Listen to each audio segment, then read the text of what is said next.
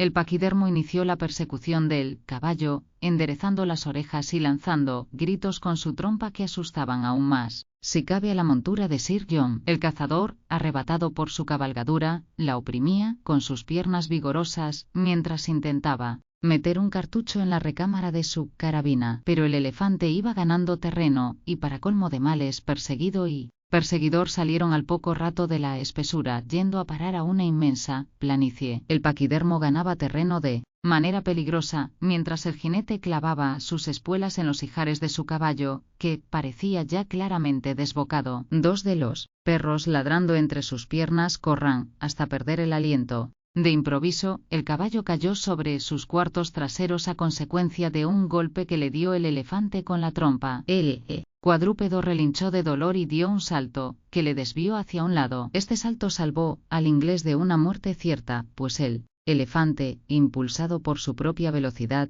pasó de largo. Su trompa agarró a uno de los perros, que fue sacudido en el aire con extrema violencia. Sir John no tenía más alternativa que regresar al bosque, por lo que dirigió hacia allí a su herido caballo y franqueó pronto la linde del mismo, aprovechando el descuido pasajero del animal. El paquidermo advirtió sus intenciones, y reinició la persecución del jinete y su montura, pero Sir John se encontraba ya en una compacta espesura llena de bejucos espinosos que detuvieron a su perseguidor. El aristócrata, desgarrado por todas partes y profundamente ensangrentado, no perdió ni un momento su particular sangre fría, y preparó su carabina cuidadosamente, apuntando con ella al elefante en lo alto de la espalda. El disparo atravesó los matorrales y la bala, encontrando hueso, hizo explosión de inmediato. El elefante se tambaleó aparatosamente casi en el mismo momento en que una segunda bala disparada desde el lindero del bosque le hería en el flanco izquierdo. Cayó el paquidermo sobre sus rodillas y comenzó a lamerse las heridas con su trompa, al tiempo que emitía monstruosos gritos de dolor. Mokoum, saliendo de la espesura, exclamó: «¡Ya es nuestro!». Capítulo 8. El enorme elefante estaba mortalmente herido. Seguía gritando lastimeramente, pero su respiración era difícil, y su cola se agitaba débilmente. Los movimientos de su trompa, que lamía inútilmente sus heridas, se fueron haciendo cada vez más distanciados, hasta que finalmente al paquidermo le faltaron las fuerzas y se dejó caer para no levantarse jamás. Sir John salió entonces de la espesura espinosa. Estaba casi desnudo, pues su ropa había quedado hecha jirones, pero nada de esto parecía importarle. Había logrado su mayor triunfo deportivo. Se aproximó al elefante y observó su cadáver. Después, mirando orgulloso a Mokoum, dijo: «Magnífico animal». «Así es, señor Murray. Lo malo es que su tamaño no nos permitirá trasladarlo fácilmente. Lo despedazaremos aquí mismo y nos llevaremos sus colmillos. Mire usted qué soberbios colmillos. Espléndidos. Deben de pesar unos 11 kilos cada uno». 11 kilos cada uno. 11 kilos de marfil cada uno. Sir Murray hizo cuentas mentales de lo que podían valer en el mercado 22 kilos de marfil, y se le pusieron los ojos como platos. El bushman procedió a despedazar al animal, y cortó los colmillos con ayuda de su hacha. Después separó los pies y la trompa, dos de las partes más codiciadas del elefante, además de sus colmillos, pues se proponía regalárselos a los sabios de la expedición. Esta operación requirió cierto tiempo, por lo que ambos cazadores no regresaron al campamento antes del mediodía. Una vez allí, Mokoum hizo cocer los pies del gigantesco animal, y el plato fue muy apreciado por los europeos, que al principio mostraron un cierto recelo a consumirlo. El 19 de mayo se decidió que la caravana debía emprender de nuevo la marcha hacia el norte, por lo que se hicieron los preparativos necesarios para tal fin. Durante los siguientes 10 días, la comisión científica procedió a unir la nueva zona elegida al meridiano por medio de dos nuevos triángulos. El tiempo era favorable y el terreno no presentaba ningún obstáculo insuperable, por lo que todos los expedicionarios se encontraban de excelente humor. Más pronto descubrieron que esa planicie no se prestaba bien del todo a las medidas de los ángulos, hecho que se hizo patente al realizar las comprobaciones. Este terreno sembrado de fragmentos de rocas descompuestas mezclado de arcilla, arena y partículas ferruginosas ofrecía en algunos lugares señales de una gran aridez, pero no se veía en varios kilómetros ninguna prominencia que pudiera utilizarse como nueva estación. Era necesario, por tanto, clavar postes, indicadores o torrecillas de 12 metros de altura que de mira pudieran servir. De esta operación resultaban grandes pérdidas de tiempo que retrasaban la marcha de la triangulación, porque, hecha la observación, era necesario desmontar la torrecilla y trasladarla unos kilómetros hacia adelante, con objeto de poder formar el vértice de otro triángulo. Pese a todo, las maniobras se ejecutaron sin dificultades aparentes. La tripulación del Ken Anzar fue encargada de desempeñar esta tarea, y lo hizo con rapidez y sentido común. Aquellos hombres instruidos en el difícil arte de la navegación obraban sin vacilaciones y con brillantez, azuzados además por las rivalidades nacionalistas que de seguro establecieron entre los dos bandos, porque la envidia existente entre los jefes de la comisión excitaba con frecuencia a los marinos, enfrentándoles de un modo casi inconsciente. Thorne y Emery aplicaban toda su sabiduría y prudencia en combatir aquella desgraciada situación, pero no siempre obtenían buenos resultados. Lo que más temían los jóvenes científicos era que los marineros, rudos en sí mismos, no supiesen controlar la rivalidad y terminasen por estallar en agresiones deplorables. Pronto se formaron dos bandos, claramente diferenciados, el integrado por el coronel Everest y los marinos ingleses, y el compuesto por el señor Strux y los marinos rusos. 2 meses después de la salida de la Taku, solo Emery y Thorne conservaban entre sí la buena armonía, tan necesaria para alcanzar el éxito en tan difícil empresa, pues hasta Palander y Sir Murray se sintieron implicados en la discusión y tomaron partido, casi sin darse cuenta. Un día la disputa se hizo lo bastante viva como para que Strux le dijera al coronel Everest: no grite usted tan alto, profesor. No olvide que está hablando con astrónomos pertenecientes al observatorio de Pulkowa, cuyo potente telescopio ha permitido reconocer que el disco de Urano es completamente circular.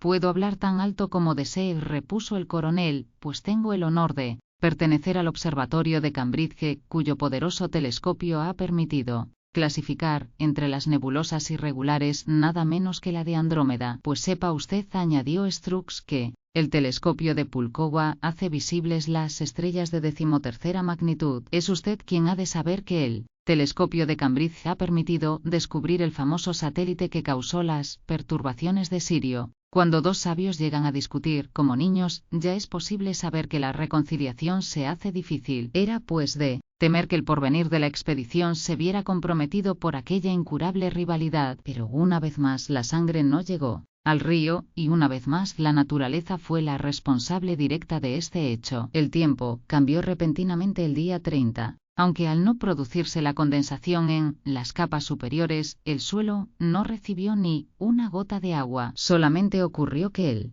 cielo apareció nublado durante unos días, mas esto bastó para que pudieran proseguir las operaciones, pues la niebla intempestiva impedía ver los puntos de mira con precisión. A la vista de la situación, la comisión decidió establecer señales con fuego, pues no había tiempo que perder. Se trabajó durante la noche y por consejo de Mokoum se tomaron algunas precauciones para proteger a los observadores, porque las fieras, atraídas por el brillo de las lámparas eléctricas, se agrupaban alrededor de las estaciones. Los cálculos se hacían más lentamente, debido al temor por la presencia cercana de los leones y otros animales que llenaban el aire con sus rugidos, pero no por ello se trabajó con menor exactitud. Obedeciendo órdenes de Mokoum, cada estación fue protegida por un grupo de cazadores. Este hecho fue aplaudido con entusiasmo por Sir Murray, que permanecía con un ojo atento a la triangulación y con el otro seguía los movimientos de los animales, haciendo algún disparo entre dos observaciones cenitales. Los trabajos continuaron de esta guisa hasta el 17 de junio. Se establecieron nuevos triángulos por medio de estaciones artificiales, y todos se sentían satisfechos por la marcha de los acontecimientos, pues si las operaciones seguían como hasta entonces, a finales de mes podrían haber medido un nuevo grado del meridiano 24, mas era pronto para cantar victoria. El 17 de junio, una corriente de agua bastante ancha cortó el camino. Era un afluente del río Orange. Los científicos poseían una canoa de caucho que les permitía atravesar los ríos y lagos de escasa importancia, pero era preciso hallar un vado, ya fuese arriba o abajo de la corriente para que pudiera pasar la caravana de los carromatos. Si bien Strux se opuso en principio a esta decisión, se determinó que los blancos, provistos de sus instrumentos, cruzarían el río en la canoa, en tanto que la caravana, bajo la dirección de Mokoum, seguiría unos cuantos kilómetros más abajo, hasta un paso vadeable que el cazador había afirmado conocer. La corriente del afluente del Orange, que en aquella zona tendría 1 kilómetro de anchura, era rápida, y se veía interrumpida a trechos por peñascos y troncos clavados en el fango, lo que ofrecía cierto peligro para la frágil embarcación. Los científicos partieron, pues, en la canoa, a excepción de Nicolas Palander, que acompañaría la caravana, ya que su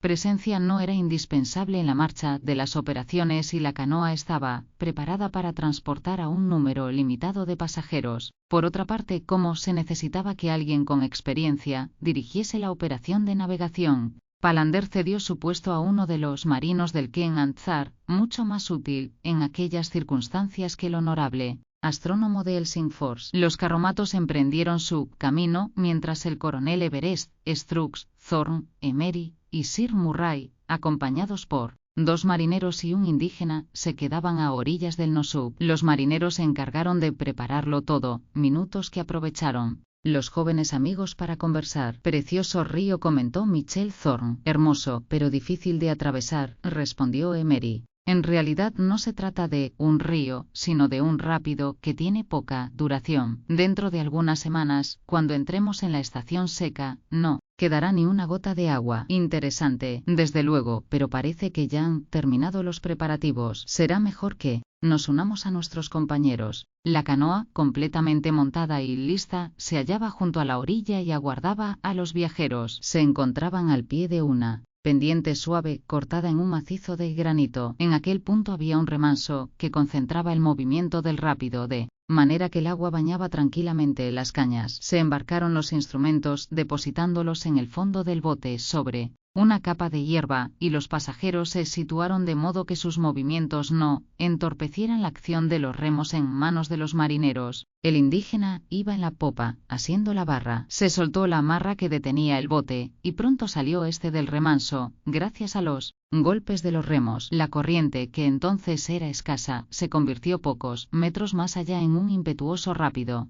El indígena daba las órdenes convenientes a los marineros en un mal chapurreado inglés, y estos levantaban de cuando en cuando los remos para evitar el choque con algún tronco sumergido. Cuando la fuerza del rápido era muy violenta, la embarcación se dejaba llevar, manteniéndose en la misma dirección que el agua. Con la mano puesta en el timón, el indígena mantenía la vista fija para atender a todos los peligros de la travesía. Los blancos se dejaban gobernar por él, pues aquella situación era desconocida, incluso para 2 rudos marineros como los del Ken Anzar. La corriente les arrastraba con fuerza irresistible. La canoa llegó pronto al verdadero rápido, que era preciso cortar oblicuamente para poder alcanzar las tranquilas aguas del otro lado. Los marineros forzaron los remos, pero la embarcación se dejaba arrastrar río abajo. El timón ya no dominaba la canoa y los remos no conseguían que ésta virase. La situación se hacía en extremo peligrosa, pues, en cualquier momento se corría el riesgo de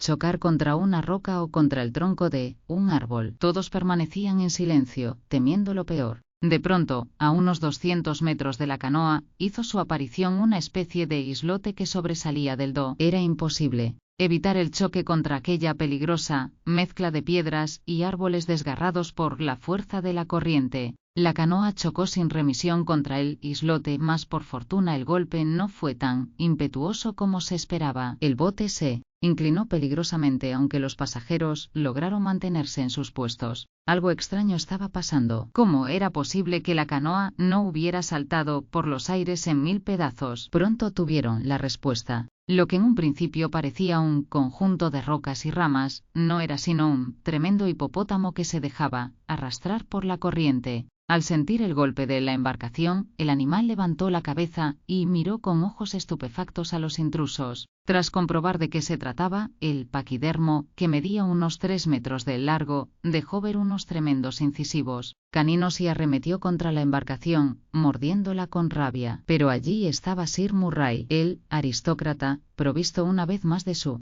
habitual sangre fría, apuntó serenamente al animal con su arma, de la que no se desprendía en ningún momento desde el ataque del elefante, y le hirió cerca de la oreja. El hipopótamo dio una sacudida feroz, pero no soltó la canoa. Murray cargó de nuevo el rifle y efectuó un segundo disparo, que hirió a la bestia en la cabeza. El tiro fue mortal y aquella mole carnosa se sumergió, casi enseguida, empujando antes la canoa, en una convulsión de su agonía, lejos de su cuerpo, y antes de que los pasajeros pudieran recobrarse de la emoción sufrida, la embarcación empezó a girar sobre sí misma, para recuperar oblicuamente la dirección del rápido. La corriente del Nosup se quebraba, unos metros más abajo del lugar ocupado por los viajeros, en un brusco recodo. Allí fue a parar el bote al cabo de unos segundos y allí quedó detenido tras un violento choque. Los pasajeros saltaron a la orilla, sanos y salvos, tras haber sido arrastrados, unos 4 kilómetros más abajo del punto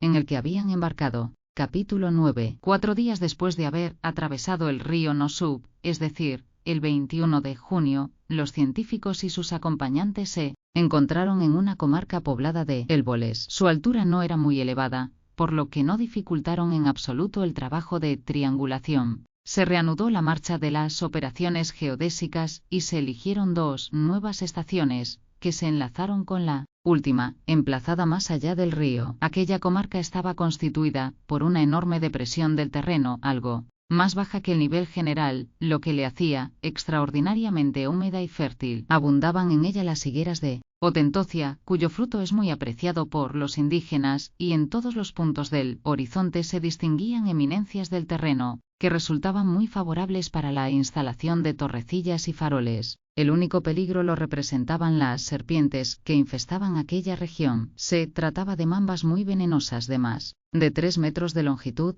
cuya mordedura es mortal. Pero, a pesar de las excelencias del clima y la fertilidad del suelo, la zona aparecía curiosamente despoblada, sin que aparecieran en ella las tradicionales tribus nómadas. No había el menor rastro de indígenas y tampoco se divisaba ningún kraal. Aquel día los sabios dispusieron hacer alto, en espera de que llegase la caravana. S.I. Los cálculos de Mokoum eran exactos, debían presentarse esa tarde, después de haber franqueado el paso vadeable en el curso inferior del Nosup. Pero la jornada transcurrió sin que los expedicionarios apareciesen. Nuestros hombres comenzaron a preocuparse, y Sir Murray lanzó la suposición de que, no siendo vadeable el Nosup en aquella época, debido a que las aguas eran todavía muy crecidas, el vado estaría más al sur de lo que Mokoum había pensado. El argumento parecía lógico, por lo que los científicos decidieron esperar. Eneas. Cuando el día 22 pascales o igualmente sin que ninguno de los viajeros de la caravana hubiese comparecido, el coronel Everest se mostró muy inquieto. ¿Qué podían hacer? No podían seguir camino hacia el norte, pues les faltaba el material de la expedición, y lo que era más grave, de prolongarse aquel retraso podía comprometerse el futuro de las operaciones. Si me hubieran hecho caso, protestó el señor Strux, ahora estaríamos todos juntos y no tendríamos este problema. Si el éxito de la triangulación se ve comprometido, la responsabilidad será de quienes han creído oportuno acceder a la travesía.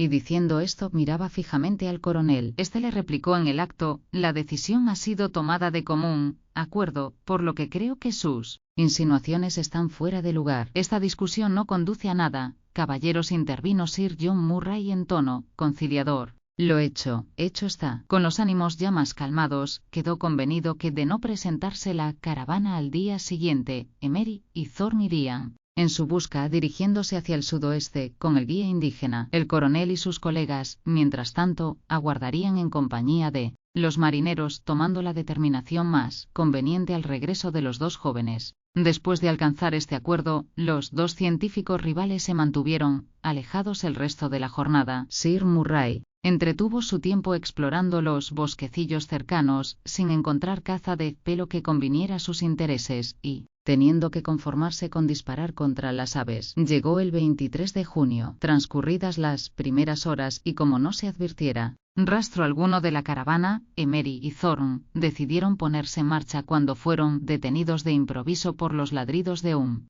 perro que parecía estar en la lejanía. Poco después vieron aparecer a Mokoum, que cabalgaba en su peculiar cebra a toda velocidad. El bushman se había adelantado a la caravana, y se aproximaba rápidamente a los blancos. «Al fin llegas, amigo mío», le gritó Sir Murray con alegra. «Ya empezábamos a recelar ante tu tardanza». Mokoum no respondió. Bajó de su cebra y miró a los extranjeros uno a uno. Tras contarlos mentalmente, exclamó: «¿No está con ustedes el señor Palander?» «¿El señor Palander?», preguntó, extrañado el coronel. «¿Cómo iba a estar con nosotros si iba con ustedes en la caravana?» «Así es», respondió Mokoum. «Venía con nosotros, pero ya no está». «¿Que no está?», exclamó el señor Stue. «¿Qué quieres decir?». «No está en la caravana. Confía encontrarle en su campamento, pero parece que se ha extraviado». Los presentes se miraron con el estupor reflejado en sus rostros. Mathieu Strux, que se sentía responsable directo de la suerte de los científicos rusos, dijo: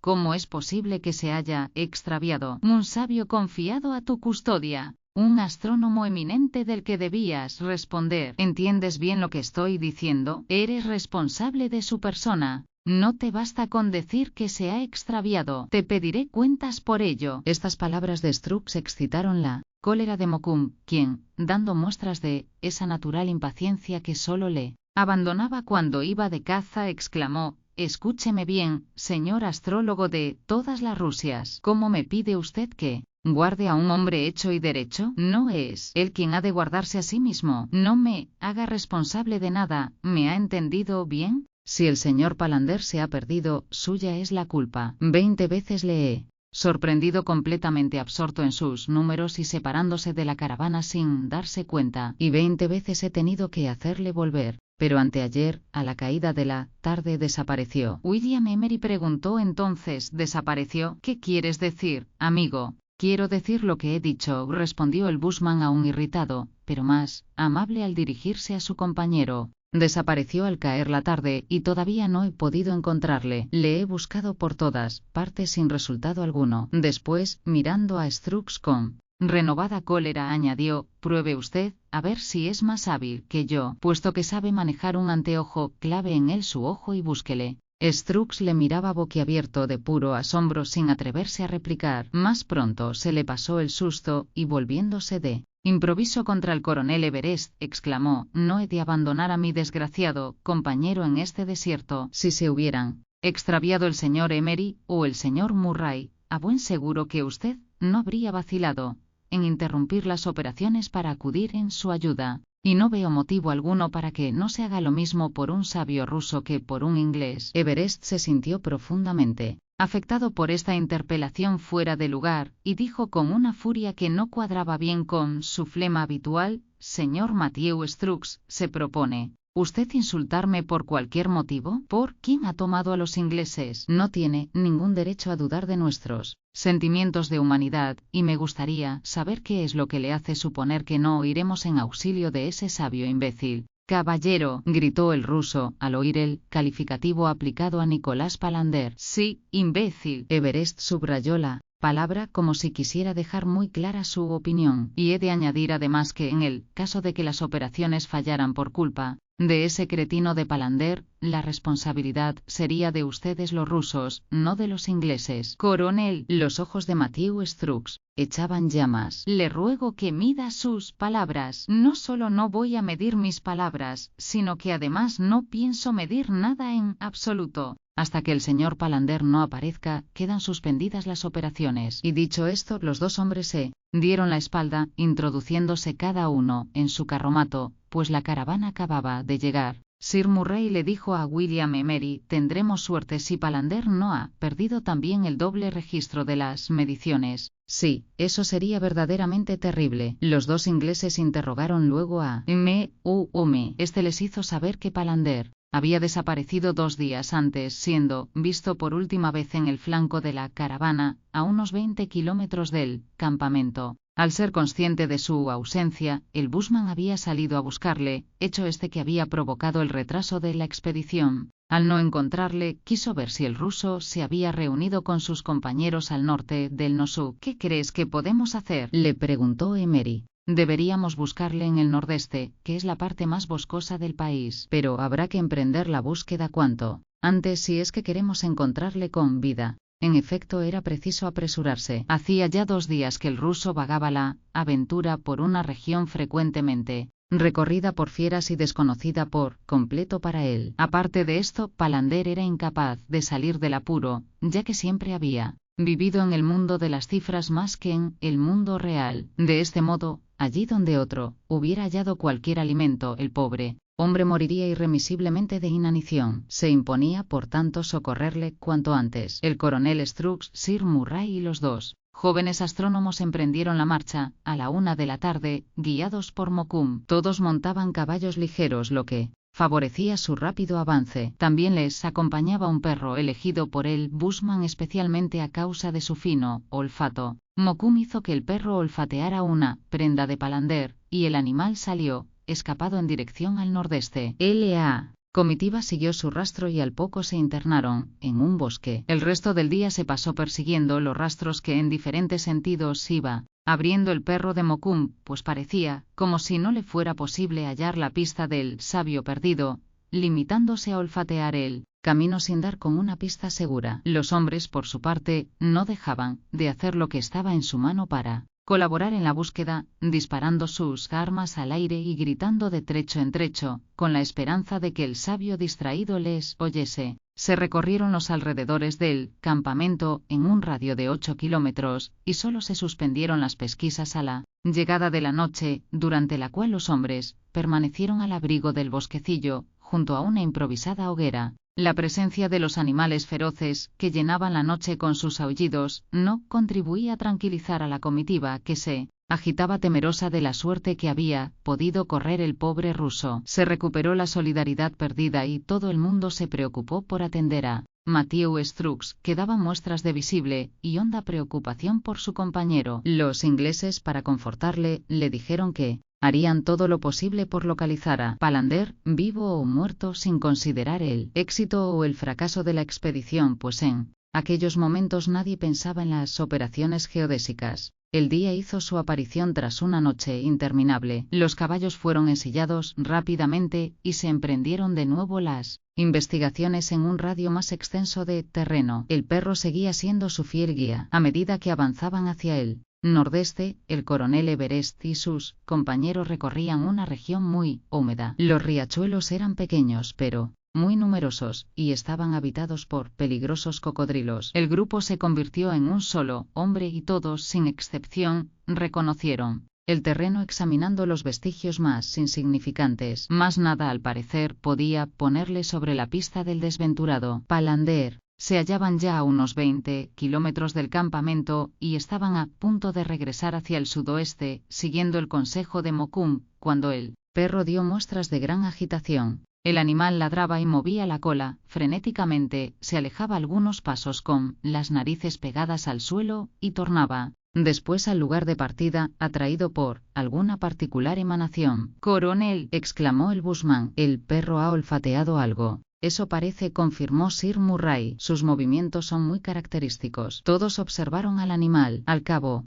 de unos instantes dio un sonoro ladrido y saltó por encima de un jaral, desapareciendo en medio de una espesa arboleda. Aquel camino era imposible de seguir para los caballos. Los jinetes decidieron seguirle bordeando el bosque, guiándose por sus ladridos siempre según las indicaciones de Mokoum. En los corazones de los científicos latió una ligera esperanza. Era indudable que el animal había dado con una pista y si no la perdía, pronto lograrían encontrar lo que buscaban. Una sola incógnita amenazaba la esperanza: ¿estaría vivo o muerto Nicolás Palander? Durante 20 minutos se hizo un silencio de muerte y dejaron de escucharse los ladridos del perro. Mokoum y Sir Murray, que avanzaban a la cabeza, se mostraron inquietos. No sabían ya en qué dirección encaminarse. Más pronto los ladridos sonaron de nuevo, aproximadamente a 1 kilómetro de los jinetes y en dirección sudoeste, pero fuera del bosque. Los hombres espolearon los caballos y se adelantaron hacia aquel lugar. Llegaron en pocos momentos a una porción de tierra pantanosa. Se oían los ladridos del perro, pero no se le podía ver.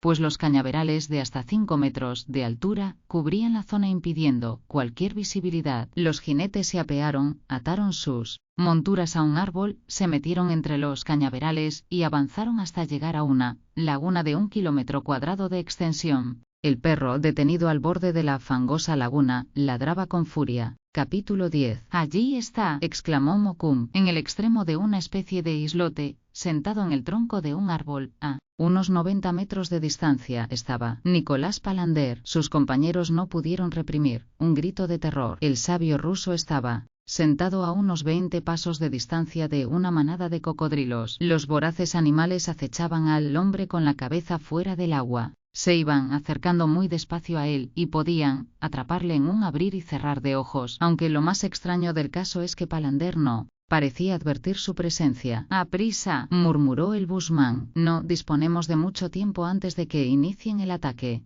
«¿Cree usted que le atacarán?», y preguntó Strux con un cierto aire de incredulidad, muy propio de un hombre no acostumbrado a tratar con animales salvajes. «Naturalmente que le atacarán. Lo raro es que no lo hayan hecho aún». Mokoum ordenó a sus compañeros que le esperaran allí, diciendo después a Sir Murray que le acompañara. Los dos cazadores dieron la vuelta a la laguna, pretendiendo ganar el estrecho istmo que debía conducirles hasta Palander. Al poco tiempo, los cocodrilos salieron del agua y comenzaron a arrastrarse por el suelo, encaminándose hacia su presa. El sabio, ajeno al peligro, permanecía con la vista fija en su cuaderno de notas. Mokoum hizo una seña a Sir Murray y ambos hincaron una rodilla en el suelo. Luego, apuntando con sus armas lo más certeramente posible, apretaron el gatillo, dejándose oír una doble detonación. 2 cocodrilos cayeron al agua y el resto de la manada huyó despavorida. Al ruido de los disparos, Nicolás Palander levantó al fin la cabeza, reconoció a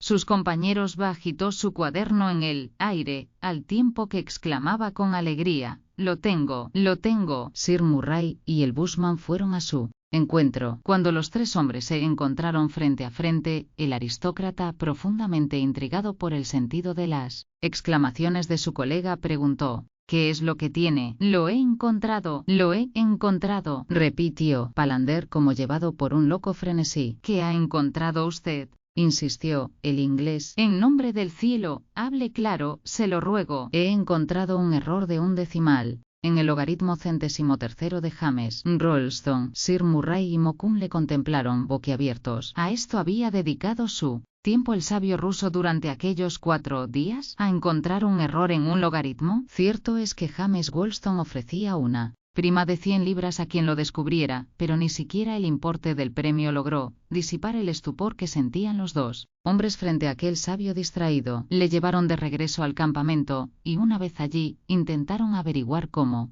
había pasado esos 4 días, pero el ruso no les supo responder con precisión. No había advertido los peligros que le acechaban y le costó mucho trabajo creer lo que le contaron acerca de los cocodrilos de la laguna. Tampoco había pasado hambre, alimentándose exclusivamente de logaritmos. Matthew Strux no quiso hacer reproches a Palander en presencia de sus colegas, pero hubo motivos para creer que en la intimidad, el sabio sufrió una fuerte reprimenda de su jefe. Recuperado de nuevo el ritmo normal de vida, se reanudaron los trabajos geodésicos en el punto en que habían sido interrumpidos. Un tiempo sereno y claro favorecía las operaciones. Se añadieron nuevos triángulos a la red y sus ángulos fueron severamente determinados por las habituales comprobaciones. El 28 de junio, los astrónomos habían logrado establecer la base de su 15º triángulo, el cual, según los cálculos estimados, debía extenderse entre el segundo y el tercer grados. Faltaba para terminar, medir los 2 ángulos adyacentes, observando una estación situada en su vértice.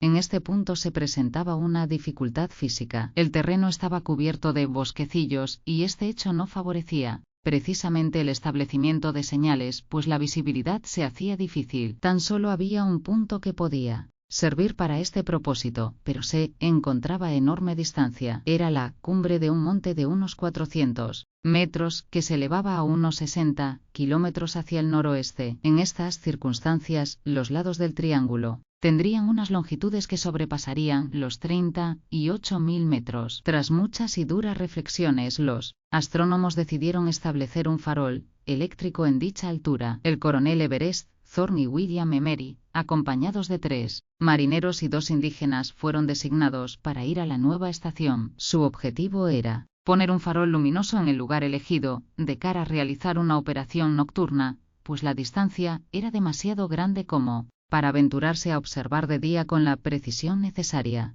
El pequeño grupo tomó sus instrumentos, montó sobre las mulas y, provisto de víveres y armas, partió en la madrugada del 28 de junio. No esperaban llegar a la base de la montaña hasta la mañana siguiente, y tampoco esperaban instalar el farol antes del día 30. Los observadores que permanecían en el campamento no debían, pues, buscar el vértice luminoso de su triángulo 15 antes de las próximas 36 horas. Durante la ausencia de los expedicionarios, Strux y Palander se entregaron a sus ocupaciones habituales. Sí, Murray y Mokoum aprovecharon para cazar algunas piezas y el resto de los hombres descansó. La jornada del 29 transcurrió sin incidentes, esperándose la noche con alguna impaciencia. Esta llegó al fin desprovista de estrellas y con una luna imperceptible, noche muy propicia por consiguiente para distinguir una mira lejana. Se habían tomado todas las precauciones y ya estaba montado el círculo repetidor, ante cuyo visor se relevaron esa noche los astrónomos, en una especie de guardia científica que fue cumplida con la precisión habitual, pero la cumbre de la montaña permaneció invisible y ninguna luz brilló en ella. Los observadores llegaron a la conclusión de que la ascensión había sido más difícil de lo esperado, por lo que los trabajos quedaron aplazados para la noche siguiente. Todo el mundo se entregó nuevamente a sus ocupaciones, pero éstas se vieron fulminantemente interrumpidas a las 12 de aquel día, sin que nadie supiera por qué. El pequeño grupo expedicionario apareció de improviso en el campamento, ante la sorpresa general de los que allí se habían quedado. Sir John Murray corrió presuroso hacia sus colegas y exclamó: «¿Qué hacen ustedes aquí?» «Estamos de regreso, como verá», repuso el coronel. «¿Por qué razón? ¿Acaso la montaña es inaccesible?» «Al contrario», indicó Everest, «es muy accesible, pero está muy bien guardada, tanto que hemos venido en busca de refuerzos». «¿COO? ¿Indígenas?» «Sí, indígenas de 4 patas y melena oscura, que han devorado a una de nuestras mulas». El coronel refirió en pocas palabras que el viaje había transcurrido con normalidad hasta llegar a la base de la montaña, pero una vez allí descubrieron que solo era posible franquearla por el sudoeste. Allí, el único punto de acceso era un desfiladero, pero su entrada había sido tomada como campamento por una manada de leones. Aquel relato llamó la atención particular de Sir Murray y Mokoum. Ante ellos se presentaba una ocasión única de enfrentarse con tan terribles piezas y cobrar algunas, por lo que no perdieron el tiempo en bagatelas y pronto estuvo todo dispuesto para llevar a cabo una nueva batida, más efectiva que la primera. Se formó un nuevo destacamento, integrado por Sir Murray, Emery, Thorne y Mokoum, acompañados por 3 indígenas, en tanto que el coronel y los sabios rusos permanecieron en la estación con vistas a completar los estudios preliminares. El grupo llegó aquella misma noche a la base de la montaña. El bushman ordenó detenerse a unos 4 kilómetros del desfiladero, pues tenía la intención de descansar e iniciar de día el ataque a las fieras. No se encendió ningún fuego para no alertar a los leones, y se destinaron algunas horas de aquella larga noche a preparar la operación del día siguiente. Mokoum, más experto en estas lides que sus acompañantes, fue el primero en hablar.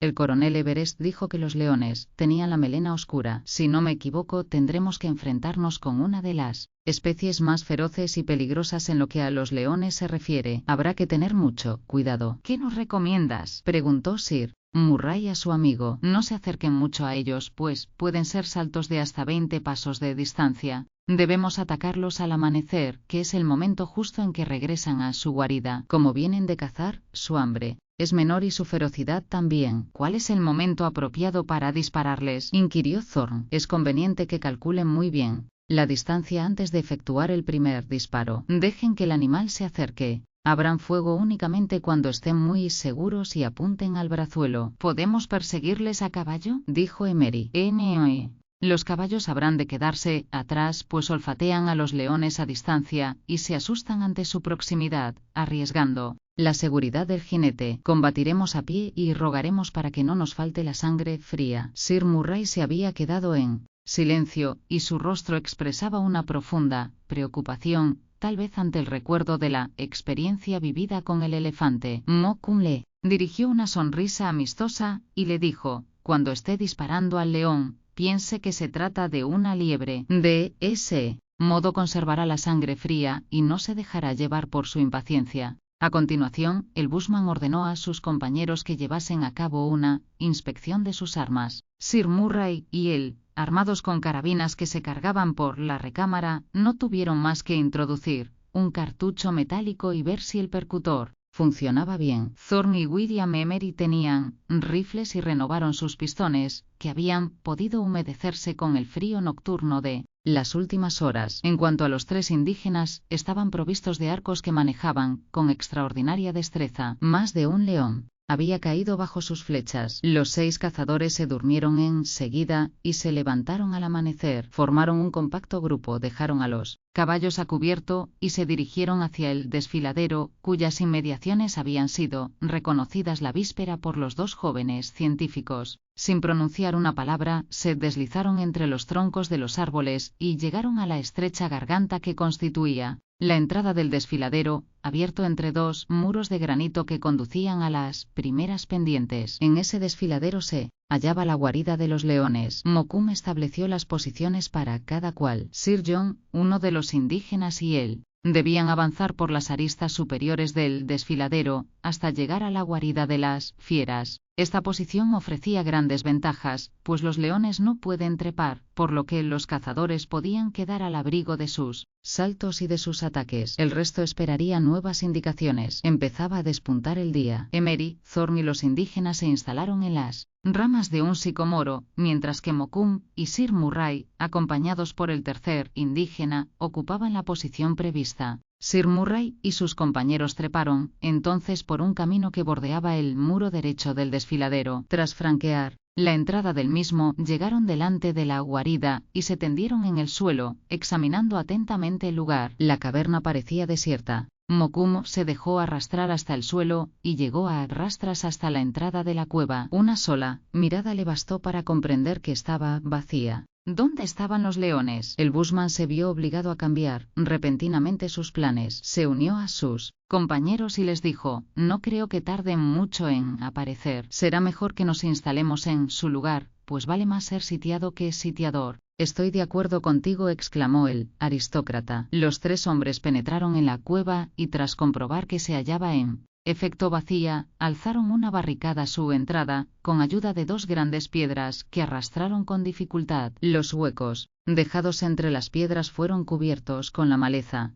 Después los cazadores se tendieron detrás de la barricada y se dispusieron a esperar pacientemente. La espera no fue muy larga. Poco más tarde, un león y 2 leonas hicieron su aparición a un centenar de pasos de la guarida. Pronto se dieron cuenta los animales del peligro que les amenazaba. Lanzando un tremendo rugido, el macho fue a situarse muy cerca de la entrada de la caverna, seguido de las 2 hembras. Sir Murray comprobó que los animales tenían las orejas tiesas y los ojos brillantes. ¿Podemos disparar ya?, preguntó Sir No, dijo Mokoum. La manada no está completa y la detonación alertaría a los otros. Después, viendo el arco de su compañero indígena, el bushman trazó un nuevo plan. Capítulo 11. ¿Estás seguro de tu flecha a esta distancia?, preguntó Mokoum al indígena. Sí, respondió este lacónicamente. Pues entonces apunta al flanco del macho y clávale una en el corazón. El bochjesman tendió su arco y apuntó despacio a través del ramaje.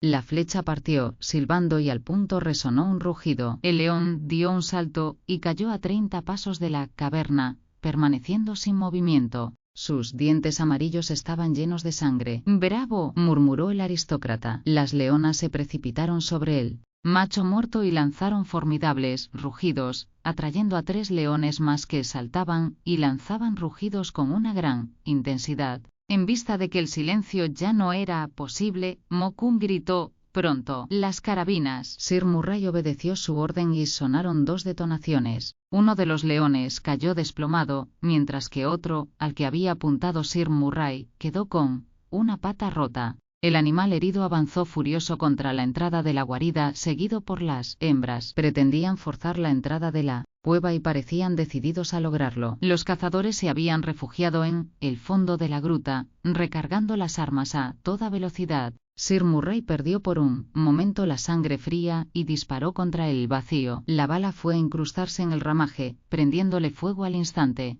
Una extensa humareda se extendió por la caverna. Las llamas desarrolladas por el viento se interpusieron entre los hombres y los animales. Los leones retrocedieron asustados, pero los cazadores corrían el peligro de morir asfixiados, o lo que es peor, abrasados. Era una situación terrible. No había tiempo para vacilar y se imponía actuar con decisión. ¡Afuera!, gritó Mokoum. Los 3 hombres derribaron las piedras y las ramas de la barricada y salieron al exterior, en medio de un torbellino de humo y fuego. El indígena y Sir John fueron derribados por sendos leones que les propinaron 2 potentes golpes con sus lomos. El negro quedó en el suelo sin movimiento y Sir John cayó de rodillas. Cuando uno de los animales se disponía a emprender de nuevo el ataque contra los heridos, una bala certera derribó al que se proponía abalanzarse contra el inglés. En aquel preciso momento Emery Thorne aparecieron en la revuelta del desfiladero seguidos por los Bochjesmen, y entraron directamente en combate. 4 animales, 2 machos y 2 hembras habían sucumbido hasta el momento, pero aún quedaban otras 2 leonas y un macho. Contra ellos dispararon los cazadores con los rifles y las flechas, y al poco tiempo el campo de batalla quedó convertido en un cementerio para las terribles fieras. Sir John dio un grito de triunfo. Todos acudieron en auxilio del inglés, cuya pierna, afortunadamente, no estaba rota. El indígena había muerto de una herida en el pecho. 1 hora después, el pequeño grupo se encontraba en el bosquecillo donde habían dejado los caballos. Entretanto, el coronel y sus compañeros esperaban en el campamento el desenlace de la operación. Si los cazadores vencían, la mira luminosa debería aparecer aquella noche en la cima de la montaña. Por ello, es fácil suponer con qué inquietud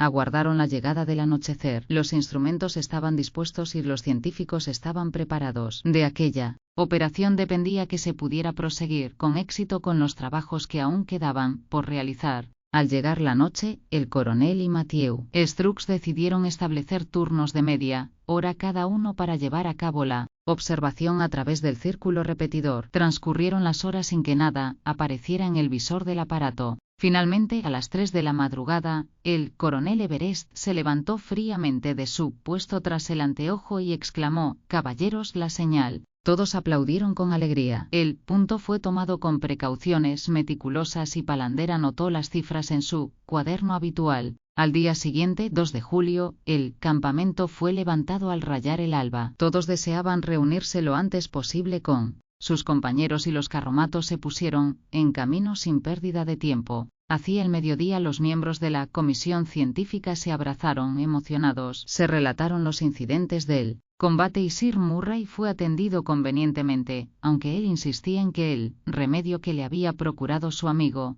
Mokoum era la mejor medicina. Durante aquella mañana, el aristócrata Emery y Thorne habían medido la distancia angular de una nueva estación, situada algunos kilómetros al oeste de la línea meridiana. Por consiguiente, se podía proseguir con las operaciones sin más retrasos. Los astrónomos habían calculado, asimismo, la altura de diversas estrellas, gracias a las cuales pudieron determinar la altitud concreta de la montaña que habían ocupado como observatorio. Durante las 5 semanas que siguieron a estos incidentes, el buen tiempo favoreció la continuación de los trabajos. La región, algo accidentada, se prestaba admirablemente al establecimiento de puntos de mira y los cazadores se encargaron de aprovisionar el campamento convenientemente. Todo marchaba, por tanto, de forma admirable. La salud de cuantos componían la caravana era perfecta, el agua abundaba y la caza proporcionaba el alimento necesario para satisfacer el apetito de todos los hombres. Finalmente, las discusiones entre el coronel Everest y el señor Strux parecían haberse moderado, con verdadera satisfacción por parte de sus compañeros. Mas, en aquel momento de felicidad,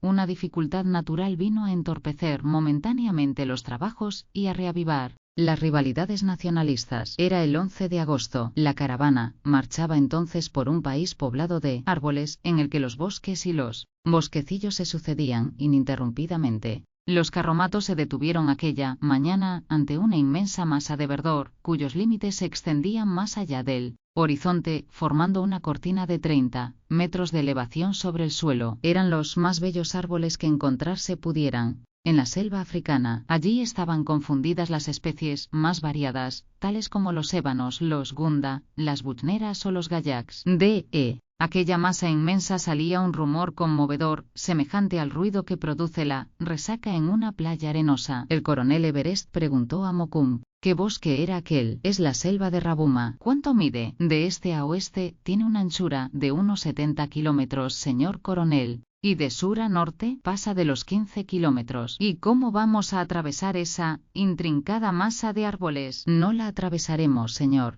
No tiene senderos, de modo que solo podemos rodearla, ya sea por el este o por el oeste. Los sabios se miraron perplejos. ¿Qué podían hacer? Era evidente que no podían disponer miras en aquella zona, pero tampoco podían desviarse 40 kilómetros de uno u otro lado del meridiano, pues eso equivalía a acrecentar en demasía los trabajos de triangulación, añadiendo una docena de kilómetros a la serie trigonométrica. Acababa de surgir un obstáculo natural, y el asunto se presentaba difícil de resolver. Era imposible triangular a través de la inmensa selva, eso era evidente. Piedad. Solo el estudio de si se podía rodear la barrera natural, mas, cuando la solución parecía cercana, una discusión entre los miembros de la comisión complicó las cosas innecesariamente. Rusos e ingleses, a través de sus respectivos jefes, no se ponían de acuerdo en el hecho de realizar el rodeo por la derecha o por la izquierda de la selva en cuestión. El coronel Everest y Strux volvieron a poner de manifiesto su dormida rivalidad,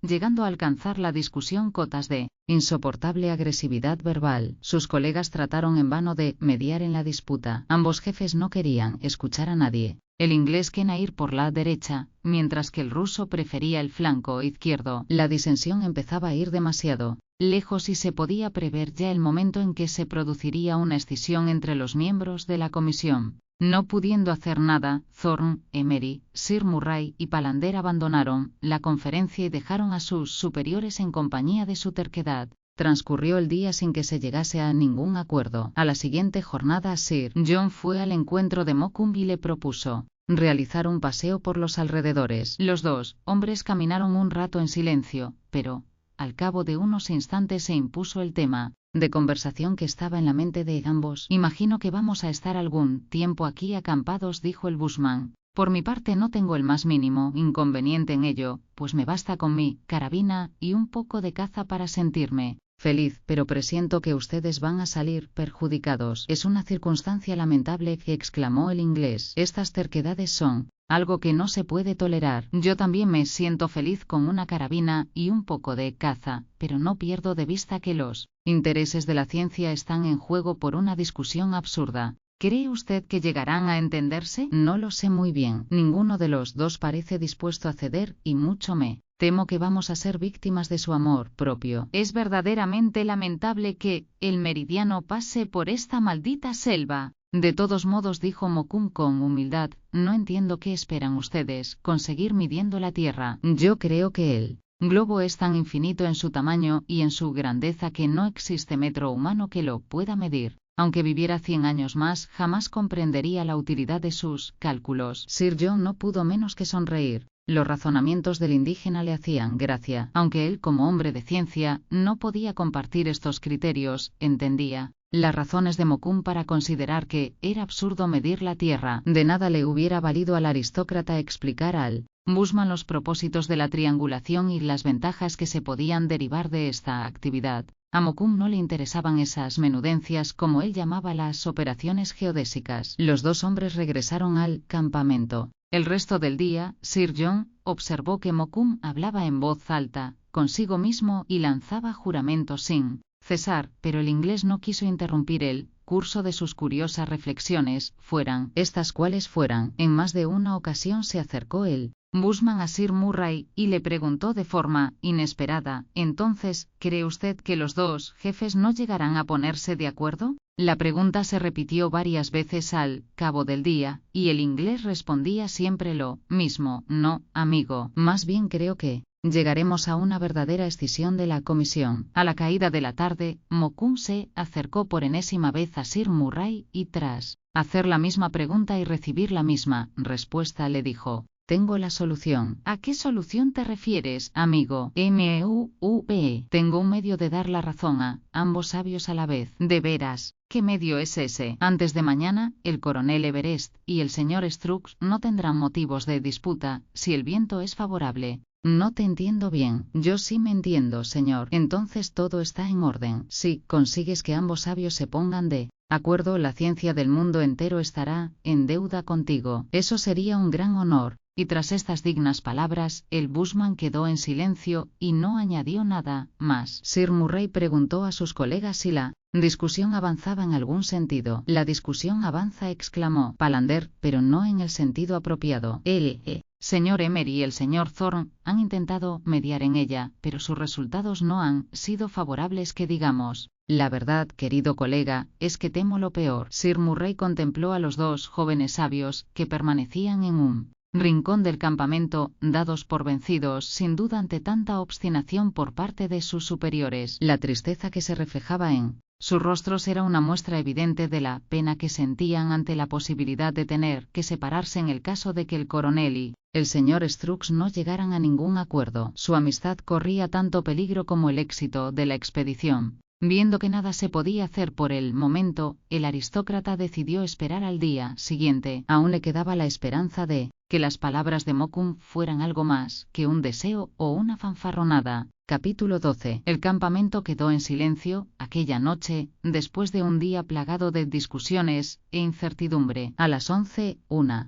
agitación extraordinaria despertó a Sir John. Los indígenas iban y venían por el campamento sin orden y sin concierto. El sabio se levantó alarmado y se dispuso a preguntar lo que ocurría, pero no le fue necesaria ninguna explicación, pues sus ojos le mostraron lo que deseaba saber. La selva estaba ardiendo. En medio de la noche oscura, la cortina de llamas parecía elevarse hasta el firmamento. El incendio se había extendido en un instante a lo largo de muchos kilómetros de distancia. Sir John buscó a Mokoum y le encontró junto a uno de los carromatos. El indígena estaba completamente inmóvil y no respondió a la mirada del inglés. Sir Murray no necesitó más explicaciones. El fuego iba a abrir un camino a los sabios a través de aquella selva que ahora ardía ante sus ojos. El viento, que soplaba fuertemente desde el sur, favorecía los propósitos de M.U.M. El aire se precipitaba como derramado por un inmenso ventilador y activaba el incendio como una garra imposible de controlar.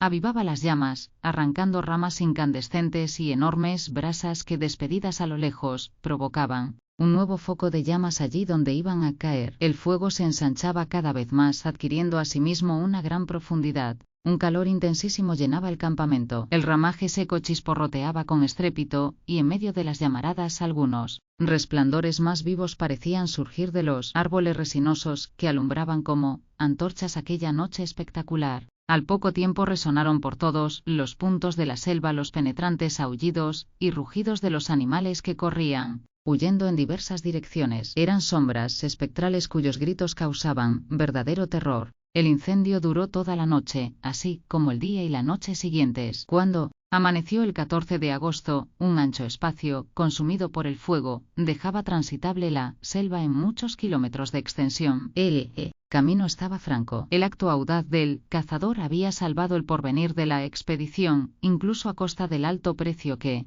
hubo que pagar por la resolución de la terquedad de dos sabios vanidosos. Había cesado, pues, todo pretexto de discusión, de manera que el trabajo prosiguió aquel mismo día. Aunque el coronel y Strux no se perdonaron, tampoco hicieron nada para reavivar las diferencias. Se eligió una nueva estación, situada a la izquierda del extenso boquete abierto por el incendio y consistente en un montículo muy visible a una distancia de 8 kilómetros. Se midió el ángulo que formaba con la última estación y al día siguiente toda la caravana emprendió la marcha a través de la selva incendiada. El suelo estaba lleno de brasas y carbones y su contacto era todavía abrasador. Muchos troncos aparecían humeantes aquí y allá, elevándose un vaho impregnado de vapores que llenaba la atmósfera de un olor muy particular. También Se veían los cadáveres de los animales, esparcidos en los alrededores, pobres cuerpos calcinados de aquellos que no habían logrado escapar al voraz fuego devastador. El fuego no se había extinguido por completo, como lo demostraba el hecho de encontrar algunas columnas de humo negro que descubrían la presencia de focos parciales. Esto indicaba que el viento podía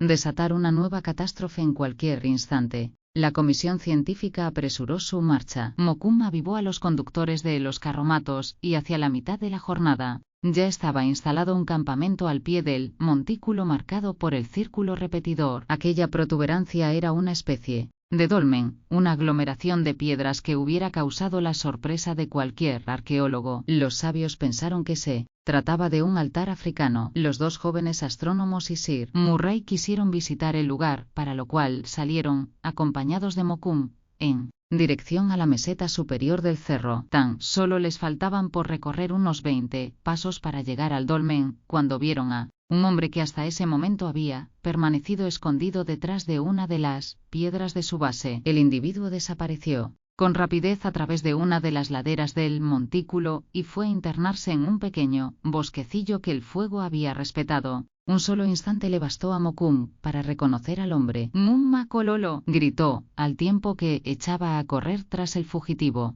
Sir Murray fue tras su amigo y ambos batieron la zona sin encontrar rastro alguno del fugitivo. De vuelta al campamento, el coronel quiso conocer más detalles sobre el incidente y preguntó al bushman quién era aquel negro. «Es un Makololo», respondió Mokoum, «un indígena de las tribus del norte que habitan en los márgenes del Zambeze. Es un enemigo no solo de nuestra tribu, sino también de cualquier viajero que tropiece con ellos. Roban cuanto encuentran a su paso y son peligrosos». «¿Por eso le has perseguido?», inquirió Ibereste. «Sí, señor, me hubiera gustado darle alcance». «¿Qué tenemos que temer de una partida de ladrones? ¿No somos bastantes para hacerles frente?». «En este momento sí, pero estas malditas tribus viven hacia el norte y podemos encontrarnos con ellos más adelante. Si ese Makololo era un espía, pronto tendremos tras nuestros pasos a varios centenares de sus compañeros». El coronel expresó preocupación en su grave rostro, pero no dijo nada más. Era probable que el individuo descubierto se tratara, en efecto, de un espía, con lo cual la caravana corría un grave peligro en su inevitable marcha hacia el norte. Mokoum dispuso que varios centinelas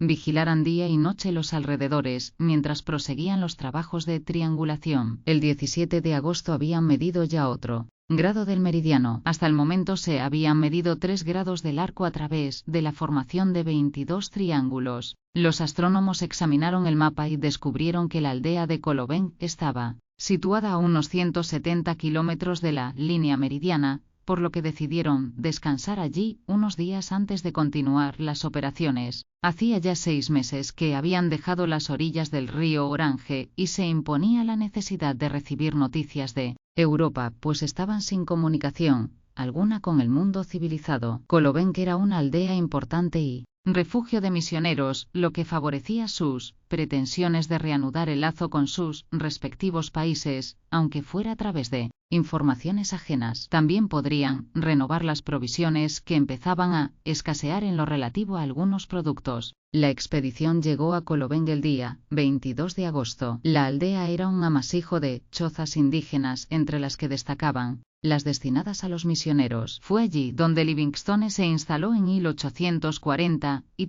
1840 y Pascalesra familiarizarse con las costumbres bechuanas. Los misioneros recibieron con grandes muestras de hospitalidad a sus imprevistos visitantes y pusieron a su disposición todos los recursos del país. Una vez instalados en las habitaciones de la misión, los sabios pidieron noticias de Europa. El Padre Superior no pudo satisfacer su curiosidad, pues no habían recibido ningún correo desde hacía exactamente 6 meses. No obstante, les dijo que esperaban la visita, para dentro de pocos días, de un indígena, portador de periódicos y correo, cuya figura había sido avistada hacía poco en las orillas altas del Zambeze. El padre estimaba que su llegada se produciría en una semana. Los astrónomos determinaron pasar allí los días señalados. Se dedicaron a descansar divididos en pequeños grupos, pues nada ni nadie consiguió que el coronel y el señor Strux renovasen su antigua, aunque siempre débil, amistad. El 30 de agosto llegó por fin el mensajero. Traía varios despachos, entregados a él por el capitán de un vapor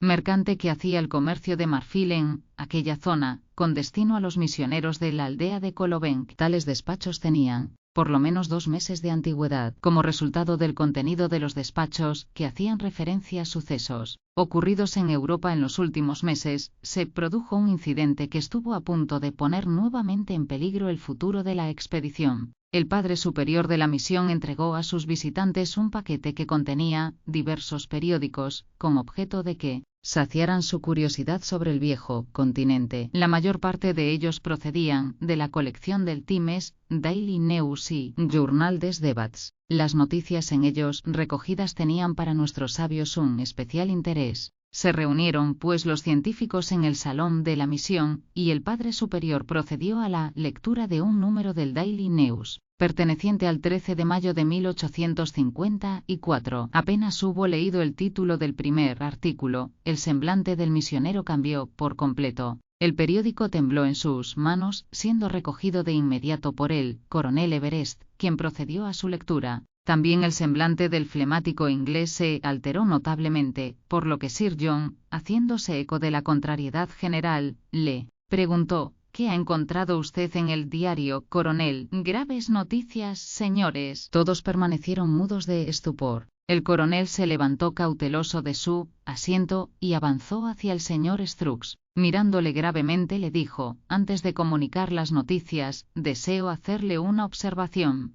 Le escucho, respondió el ruso. Hasta aquí nos han separado rivalidades científicas, haciendo difícil la colaboración en la tarea que debíamos llevar a cabo. La especial situación de tener que compartir el mando de la expedición ha generado entre nosotros un antagonismo constante. Pienso que en cualquier misión solo es necesario un jefe. ¿Está usted de acuerdo conmigo? Completamente. Recientes circunstancias van a provocar un cambio inesperado en esta situación. Pero antes permítame decirle que siento una gran estima por sus trabajos en el mundo de la ciencia, y le ruego que admita mis disculpas, pues lamento profundamente cuanto ha ocurrido entre nosotros. Aquellas palabras pronunciadas con gran entereza y dignidad por el coronel Everest produjeron un gran desconcierto en sus colegas. ¿Qué estaba pasando? El señor Strux adquirió asimismo un tono de dignidad, y exclamó: estoy de acuerdo con usted, coronel. Nuestras rivalidades no deben entorpecer nuestra labor científica. Yo también le profeso una gran admiración, pero no entiendo muy bien el significado de sus palabras. Pronto lo comprenderá usted. En ese momento, como sellando un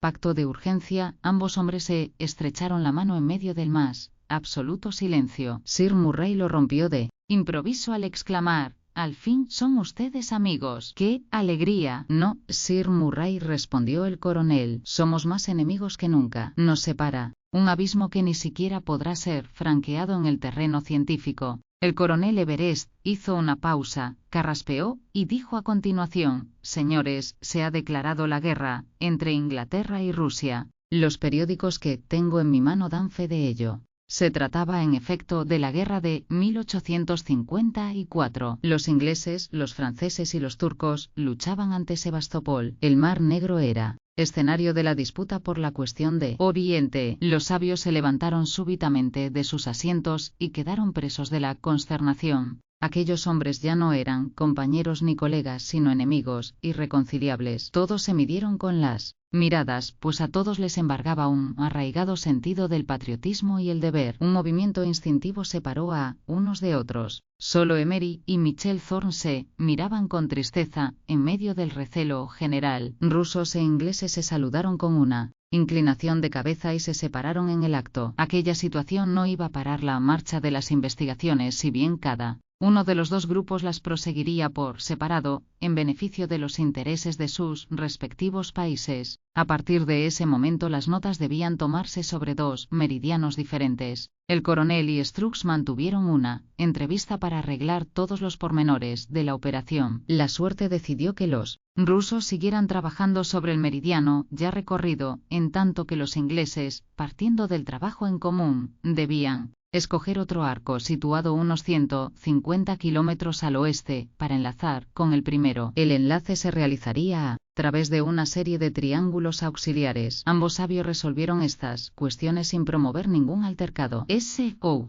rivalidad personal cedía terreno a la rivalidad nacional. La caravana se dividió en dos partes iguales, cada una con su material correspondiente, y la suerte atribuyó a los rusos la posesión de la embarcación. El bushman, más adicto a los ingleses debido a la amistad con Sir Murray y a su principal conocimiento de William Emery, quedó encargado de dirigir la caravana británica. Capítulo 13. Cada grupo guardó sus instrumentos y uno de los registros que hasta entonces se habían llevado por partida doble, en los que se consignaba el resultado de los trabajos efectuados. El 31 de agosto los miembros de expedición se separaron. Los ingleses tomaron la delantera para enlazar cuanto antes la nueva línea meridional con la última estación. Su caravana partió tras despedirse de los misioneros y agradecerles la hospitalidad recibida. Si bien la separación de la comisión no implicaba que la calidad de los trabajos disminuyera, ya que las operaciones serían llevadas a cabo con el mismo rigor y precisión, esta separación sí suponía un retraso en la marcha de las triangulaciones. Cada grupo de 3 sabios, al tener que hacer por sí solos todo el trabajo, irían avanzando menos aprisa y las fatigas resultarían mayores. Pero aquellos hombres valientes no temían las dificultades. El equipo inglés estudió un nuevo programa y se atribuyó a cada astrónomo una parte del trabajo. El coronel y Sir Murray se encargarían de las operaciones geodésicas y cenitales, mientras que William Emery sustituyó a Palander en lo referente al cálculo y registro de los resultados. Mokoum siguió siendo el cazador y guía de la caravana, en tanto que los 5 marinos ingleses se encargaban de ayudar a los astrónomos en la triangulación y estaban a cargo de la chalupa de goma que les bastaba para atravesar los pequeños cursos de agua. También los indígenas y los carromatos se habían dividido en 2 grupos, para pesar de los bochjesmen, que temían que este reparto perjudicara la seguridad de los hombres de la expedición. La caravana inglesa salió, pues, de Colobenque el 31 de agosto, dirigiéndose al dolmen que había servido de punto de mira en las últimas observaciones. El 8 de septiembre habían terminado de establecer todos los triángulos auxiliares, por lo que pudieron pasar a elegir el nuevo arco del meridiano,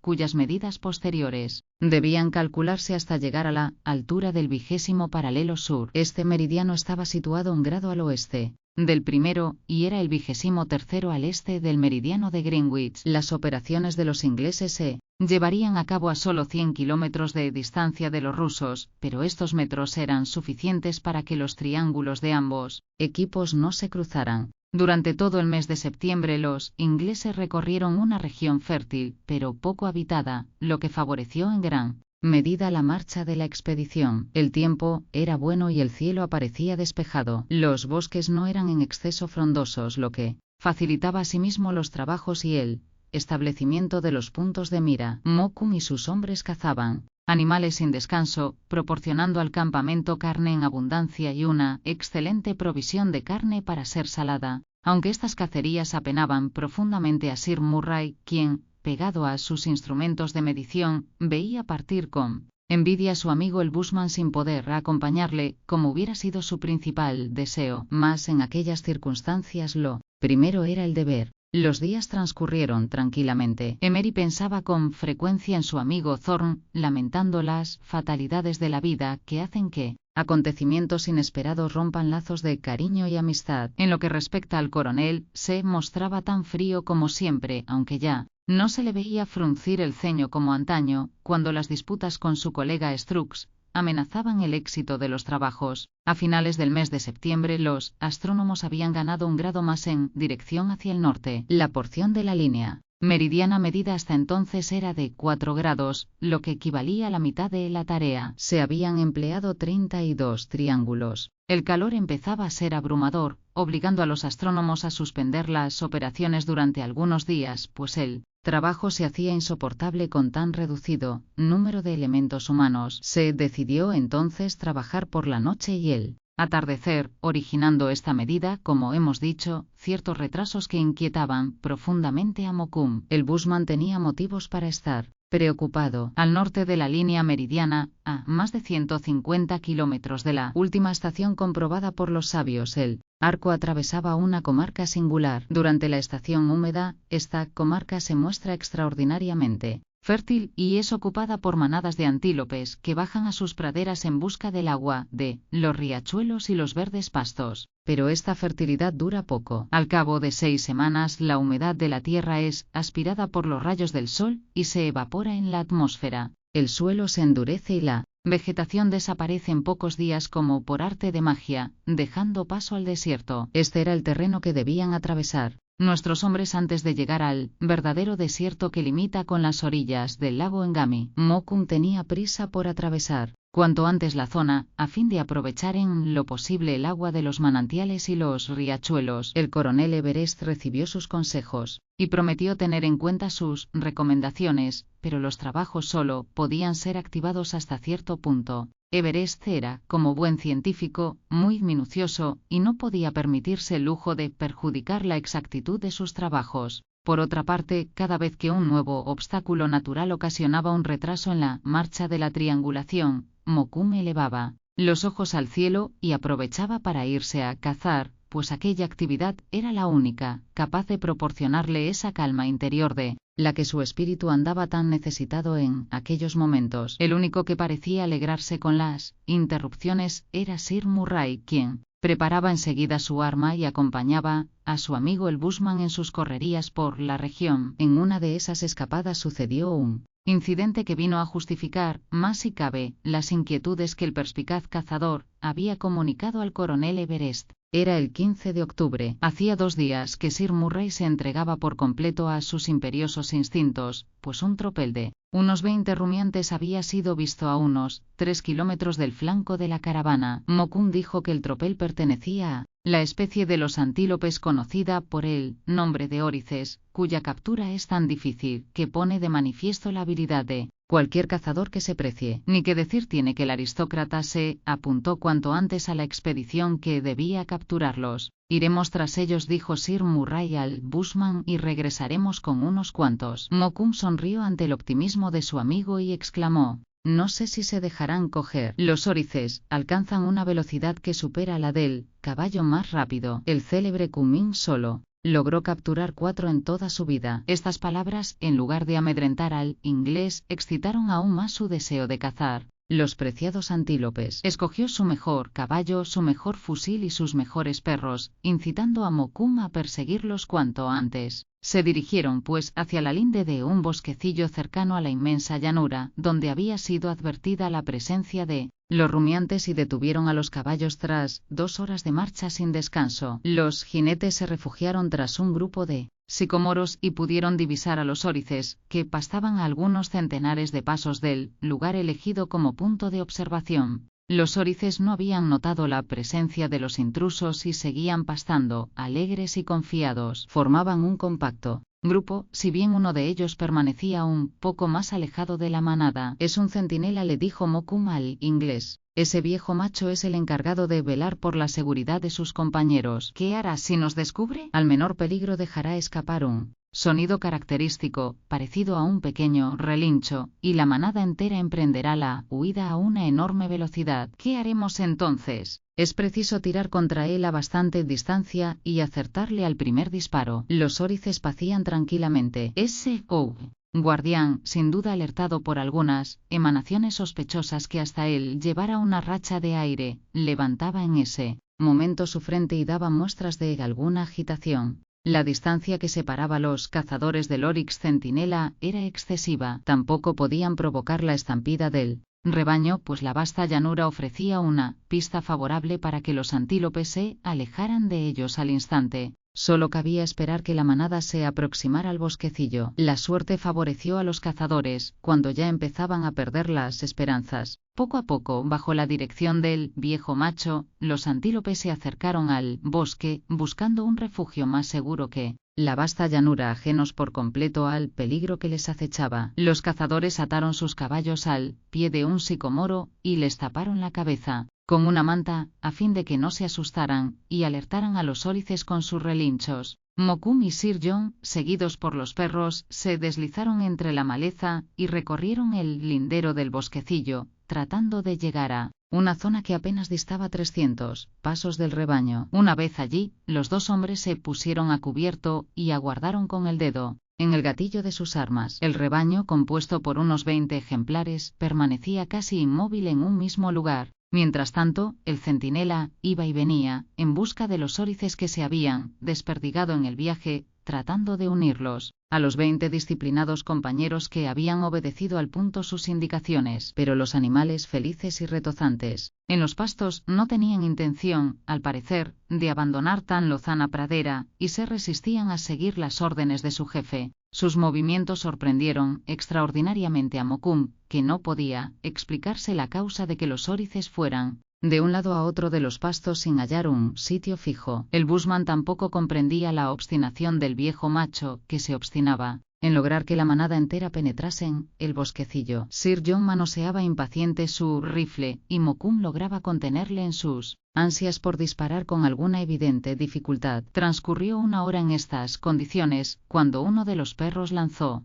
un formidable ladrido y corrió hacia la llanura. Mokoum lanzó un juramento, pero ya era demasiado tarde. Los ladridos del animal habían alertado a los órices que pastaban tranquilamente, y la manada se dio a la fuga a gran velocidad. En pocos instantes los antílopes eran puntos negros en el horizonte, pero un hecho insólito llamó la atención del bushman. El viejo macho, que no había dado a los órices señal alguna para marchar, permanecía en su puesto. Al ver la desbandada de sus compañeros se internó en el bosquecillo completamente solo. «¡Qué extraño!», exclamó Mokoum. «¿Qué es lo extraño?», preguntó el aristócrata. «Que ese viejo oryx no ha huido. ¿Estará herido? Pronto lo sabremos». Sir John salió de su escondrijo y disparó contra el animal, incapaz de dominar su impaciencia. El oryx, al acercarse el cazador, se agachó mucho más entre las hierbas. Solo asomaban sus cuernos, de 1,20 m de altura, cuyas aceradas puntas dominaban la verde superficie de la llanura. Sir Murray y Mokoum le observaron, silenciosos. El bushman tenía ya preparado su cuchillo por si hubiera sido preciso rematarle en el caso de que estuviera agonizando, pero esta precaución era inútil. El oryx estaba completamente muerto, tanto que cuando Sir Murray lo tomó de las astas, no arrastró más que un pellejo vacío y flojo, dentro del cual faltaba toda la osamenta. El estupor se reflejó en el rostro de los cazadores. ¿Cómo era posible que le faltara la osamenta? «Por San Patricio», gritó el inglés, «estas cosas solo me pasan a mí». Mokoum permanecía en silencio. Tenía los labios fruncidos, las cejas contraídas y los ojos inquietos, denunciando una seria contrariedad. De improviso, algo despertó su interés. Era un saquito de cuero adornado con arabescos rojos. El saquito yacía en el suelo. El bushman lo recogió y lo examinó atentamente. «¿Qué es eso?», preguntó Sir John. «Es el saquito de un macololo». «¿Y qué hace aquí?». «Creo que su dueño acaba de perderlo». «¿Que acaba de perderlo?». «Así parece». «¿Quién? ¿El macololo?». «Así es». «¿Y no podemos ir tras él?». «No se moleste en buscarle. Se hallaba metido en la piel del oryx sobre el que usted acaba de disparar». Inmediatamente, algo se movió entre las hierbas, a unos 500 pisos, y Mokoum hizo fuego en aquella dirección. Después Sir John y él corrieron velozmente hacia el lugar que había levantado sus sospechas, pero lo encontraron vacío. Sin embargo, entre las hierbas se veía que un ser vivo había estado refugiado allí, pero el macololo había desaparecido. Capítulo 14. Este incidente avivó la inquietud de los dos cazadores. La presencia de un macololo en las proximidades del dolmen y la de otro indígena camuflado tras la piel del oryx, revelaban una perseverancia en seguir a la caravana que despertaba los temores del bushman y aumentaba sus ya de por sí naturales recelos hacia todo lo que escapara a su control. Además, cuanto más avanzaban hacia el norte, más crecía el peligro de ser atacados por estos bandidos del desierto. Sir John y Mokoum regresaron al campamento, manteniendo el bushman una larga conversación con el coronel Everest. «¿Qué opina usted?», le dijo el coronel. «Creo que la expedición está siendo perseguida y espiada por los macololos, señor,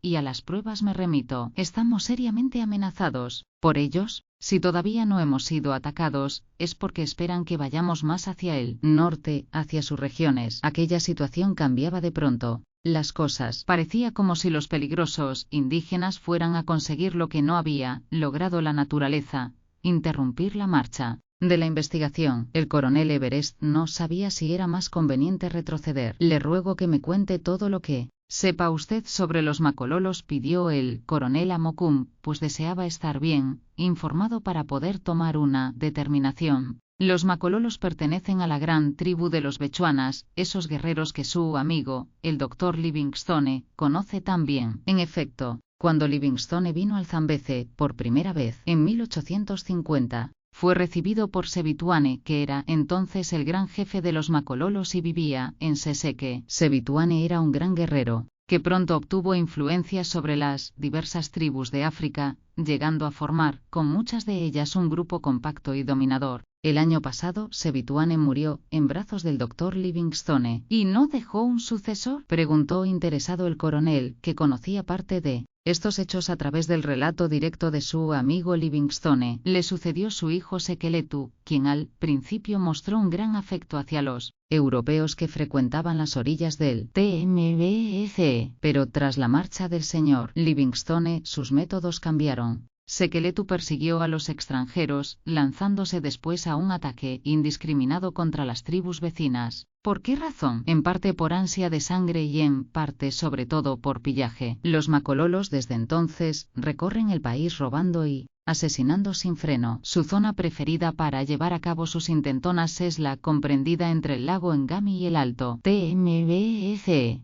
Justamente nuestro punto de destino. Así es, señor coronel. Nada ofrece menos seguridad que aventurarse con una caravana por esas tierras, sobre todo una caravana tan reducida como la nuestra. Además, no hay que olvidar que nos esperan, pues los espías les habrán alertado sobre nuestra presencia. ¿Y cuál es su opinión? Creo, señor, que estamos condenados a una muerte segura si seguimos avanzando, pero yo acataré lo que usted disponga. Si decide seguir adelante, respetaré sus órdenes. Gracias, amigo. El coronel Everest se sintió profundamente inquieto tras haber mantenido esta conversación. Reunió a sus compañeros en consejo urgente y les transmitió las opiniones y las informaciones de Mokoum, Emery, Sir Murray y el mismo Everest. Tras muchas deliberaciones se mostraron dispuestos a proseguir con las triangulaciones. No podrían parar en ese punto, pues estaban en juego su honor y el de su patria. Los ingleses no podían abandonar las operaciones geodésicas a solo unos pasos de su resolución final. Tomada esta decisión, se continuó la serie trigonométrica. El 27 de octubre, la Comisión Científica británica cortaba perpendicularmente el Trópico de Capricornio, y el 3 de noviembre lograron adelantar un nuevo grado en la medición del Gran Arco. La triangulación continuó con ardor el mes siguiente. No había obstáculos naturales que dificultaran las operaciones, pues se hallaban en un bello país cortado únicamente por riachuelos vadeables. Mokoum había establecido turnos de vigilancia entre sus hombres, y estos turnos eran cumplidos escrupulosamente mientras los astrónomos llevaban a cabo su labor. Ningún peligro inmediato parecía amenazar al pequeño grupo. Durante el mes de noviembre no se vio ninguna partida de negros ni se encontró el menor rastro de los macololos. Los más inquietos en la caravana eran los Bochjesmen. Conocedores del peligro que les amenazaba, se mostraban nerviosos y preocupados, aunque nadie desobedeció las órdenes de Mokoum. Los macololos y los Bochjesmen eran dos tribus enemigas, enfrentadas entre sí por una antigua rivalidad. Los vencidos no podían esperar piedad de los vencedores, y esto no se borraba de las mentes de los indígenas que acompañaban a los astrónomos, pues se sabían menos numerosos, aunque mejor armados que sus enemigos. Los hombres al mando de Mokoum habían sido elegidos cuidadosamente por su capacidad de obediencia y su valentía. Eran capaces de soportar cualquier fatiga sin emitir una palabra de protesta, pero sus disposiciones cambiaron ligeramente al conocer la presencia acechante de los macololos. Se produjeron algunos incidentes de escasa importancia, pero Mokoum no se sintió verdaderamente alertado hasta ocurrir un hecho que se produjo el 2 de diciembre. El tiempo, que hasta entonces había sido excelente, cambió repentinamente. La influencia del calor tropical y la atmósfera saturada de vapores indicaba una gran tensión eléctrica. El cielo se oscureció y parecía poder predecirse una tormenta inmediata, y las tormentas en aquellos climas se ven revestidas de una enorme violencia. Así pues, la mañana del 2 de diciembre apareció con el cielo cubierto de nubes que tenían un siniestro aspecto. Emery observó el firmamento. Doquier vio nubes acumuladas en bloques próximos. Parecían de algodón, y su masa, de un gris oscuro, presentaba colores muy distintos en algunos de sus bordes. El sol tenía un tinte pálido, no soplaba una bocanada de aire, y el calor era bochornoso. El descenso del barómetro se había detenido. Los árboles de los bosquecillos cercanos permanecían inmóviles, sin que una sola hoja temblara en sus ramas. Los astrónomos proseguían la triangulación. En aquellos momentos William Emery, acompañado por 4 indígenas y un carromato, se había trasladado a 3 kilómetros al este del meridiano con el propósito de establecer un poste indicador, destinado a formar el vértice de un triángulo. Se hallaba ocupado observando la cima de un montículo, cuando una rapidísima condensación de vapor, originada por una corriente de aire frío, produjo un considerable desarrollo de electricidad. A continuación, en cuestión de segundos, comenzó a caer una espesa granizada de aspecto luminoso, y se hubiera dicho que llovían gotas de metal incandescente. Del suelo brotaban chispas, y de las partes metálicas del carromato se desprendían haces luminosos. El granizo adquirió pronto un volumen considerable. Emery no perdió un segundo y gritó a los indígenas que buscaran refugio lejos del carromato y de los árboles. Mas apenas había tenido tiempo de abandonar el vehículo cuando un relámpago deslumbrador, seguido de un espantoso trueno, abrasó la atmósfera. Emery cayó al suelo como muerto. Transcurrieron unos instantes y el joven volvió a recobrar el conocimiento, pues, afortunadamente no había sido herido por el rayo. El fluido se había deslizado en torno del astrónomo y le había envuelto en una capa de electricidad, pero no había herido al joven sabio. Al incorporarse de nuevo, Emery comprobó que 2 de los indígenas estaban muertos. Los 2 restantes quisieron huir despavoridos, y ni siquiera los gritos de Emery lograron persuadirles para que se quedaran. El joven buscó un refugio más seguro y esperó allí durante cerca de 1 hora que pasara la tormenta. Al fin, el granizo dejó de caer, y Emery enfiló el carromato de vuelta hacia el campamento. La noticia de la muerte de los indígenas había causado un gran alboroto entre sus compañeros. Se miraban los unos a los otros con espanto y después miraban con temor a los astrónomos. Dominados por la superstición, empezaron a desconfiar de las operaciones trigonométricas de los sabios, operaciones que nunca habían comprendido, pero que hasta entonces habían respetado. Los Bochjesmen formaron conciliábulo, y algunos de ellos declararon que no seguirían adelante. Hubo un conato de rebelión, y fue necesaria toda la influencia de Mokoum para impedir que el asunto tomara proporciones desagradables. El coronel se vio obligado a intervenir y prometer a aquellos asustados hombres un aumento de salario para que continuaran a su servicio. Aunque hubo resistencias por parte de los más temerosos, el acuerdo fue alcanzado sin dificultades. Everest comprendía que nada podrían hacer si los Bochjesmen les abandonaban a su suerte. Se dio sepultura a los muertos, se levantó el campamento y los carromatos se dirigieron hacia el cerro que había sido explorado por Emery cuando le sorprendió la tormenta de granizo. En los días que siguieron hasta el 20 de diciembre, no se produjo ningún incidente digno de relatarse. Los macololos no se presentaban y Mokoum comenzó a recobrar la tranquilidad. Les faltaban unos 80 kilómetros para llegar al desierto y la vegetación parecía abundante, lo que hizo pensar al bushman que esa primera zona desértica que él tanto había temido no se presentaría ante sus ojos, pero no contaba con los ortópteros, cuya aparición es una constante amenaza para las zonas agrícolas. En el África Austral, en la tarde del 20 de diciembre los hombres instalaron el campamento. Los 3 astrónomos y el bushman descansaban al pie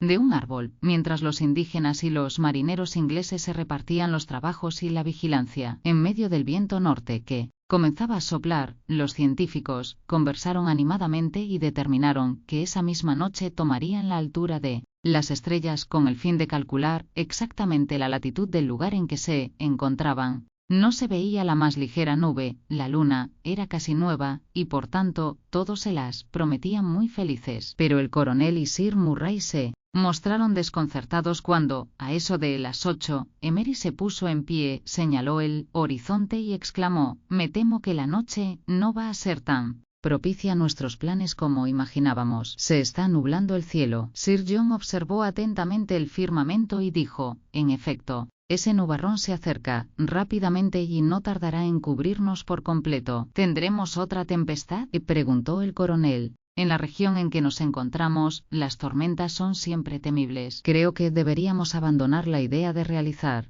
esta noche las observaciones, pues corremos el riesgo de que no sean muy precisas. ¿Qué opinas, Mokoum?, preguntó Everest. El cazador miró el norte con atención. La nube terminaba en una curva alargada y casi perfecta, como si hubiera sido dibujada con un compás. Tenía una extensión de unos 6 kilómetros. Aquella nube, negra como el humo, tenía un aspecto tan extraño que chocó al indígena. Parecía como si se tratara de una masa sólida, en lugar de una acumulación de vapores. Es verdaderamente singular, se limitó a comentar Mokoum. Casi al mismo tiempo, los caballos y otros animales de la caravana comenzaron a dar muestras de una gran agitación. Cogueían por la pradera y se negaban a obedecer las órdenes de los conductores de los carromatos, quienes intentaban por todos los medios hacerle regresar al recinto interior del campamento. Al ver que los esfuerzos de los Bochjesmen resultaban en vano, Mokoum les dijo: dejad que pasen la noche fuera. Pero, ¿y las fieras?, le increparon. Las fieras estarán pronto demasiado ocupadas como para que hagan caso de nuestros animales. Estas extrañas palabras pillaron por sorpresa a los astrónomos. El coronel Everest se disponía a pedir una explicación al bushman, cuando éste se alejó rápidamente, absorto por completo en la observación del fenómeno singular. El nubarrón se aproximaba a pasos agigantados. Su altura sobre el nivel del suelo no pasaría de algunos centenares de metros. Al silbido del viento se unía entonces una especie de zumbido que parecía salir de la misma nube. En aquel momento, y por encima del nubarrón, hizo su aparición un enjambre de puntos negros sobre el fondo pálido del cielo. Los puntos revoloteaban sin cesar. ¿Qué es eso?, preguntó el coronel. Los astrónomos se habían aproximado a Mokoum y le miraban ansiosos en espera de una respuesta. El bushman, sin dejar de mirar el cielo, exclamó: esos puntos negros son pájaros. ¿Pájaros? Sir Murray no parecía muy convencido de ello. Son pájaros, sí, afirmó Mokoum. Son buitres, águilas, halcones y milanos. Vienen desde muy lejos siguiendo esa nube y no la abandonarán hasta que no esté aniquilada o dispersa. ¿Aniquilada una nube? Emery tampoco entendía nada. En efecto, pero ¿qué clase de nube es esa?, inquirió el coronel. Es un nublado viviente. Es una nube de langostas. Capítulo 15. Mokoum no se equivocaba. Ante ellos aparecía una nube de langostas, nubarrones vivientes que con excesiva frecuencia convertían aquella parte del país en una región árida y desolada. Parecen multitud, dijo Everest. Llegan a millares, afirmó Mokoum. Supongo que serán enormemente peligrosas, exclamó Sir Murray. Desde luego, son un azote para los campos. Solo pido a los cielos que no nos causen graves daños. Pero si no tenemos aquí campos sembrados ni praderas de nuestra propiedad, dijo el coronel, ¿qué nos pueden hacer las langostas? Si se limitan a pasar por encima de nuestras cabezas, no nos harán nada. Pero si devastan los campos por los que debemos pasar más adelante, nos harán un gran daño. Explícate mejor, te lo ruego, dijo Emery. Las langostas pueden devastar grandes zonas de terreno sin que tras su paso quede una sola brizna de hierba en las praderas. Ya comprendo, afirmó el aristócrata, pero olvidas que nosotros no comemos hierba, y usted olvida que los animales de la caravana sí la comen. Si las langostas devoran los pastos, ¿qué comerán nuestros bueyes, nuestros caballos? Los ingleses permanecieron silenciosos por unos momentos. Observaban la masa animada que crecía a simple vista, avanzando sin cesar y llenando el aire con sus zumbidos. Mokoum rompió el silencio. El viento del norte las empuja en esta dirección. Además, el sol acaba de ponerse y la brisa del crepúsculo entorpecerá sus alas. Tendrán que dejarse caer sobre los árboles, sobre los matorrales y sobre las praderas, y entonces el bushman no terminó la frase. Predicción se cumplía en aquel instante. En un abrir y cerrar de ojos, la nube de langosta se abatió sobre el suelo, y ya no se vio más que una masa hormigueante y sombría alrededor del campamento y en los mismos límites del horizonte. El campamento quedó literalmente inundado. Los carromatos, las tiendas, todo desapareció bajo el efecto devastador de aquella nube viviente. La masa de insectos tenía varios metros de altura. Los hombres, metidos hasta la rodilla en aquella masa densa de langostas, las aplastaban a centenares a cada paso, ayudados por otros enemigos naturales de la temible plaga. Las aves se precipitaban sobre las langostas y las devoraban con avidez. En el suelo las serpientes las absorbían en cantidades enormes. Los caballos, mulas, bueyes y perros se atracaban de estos insectos con gran ferocidad. Toda la caza de la llanura también Estuvo presente en el banquete. Leones, hienas, elefantes y rinocerontes sepultaban sus vastos estómagos entre la nube enloquecedora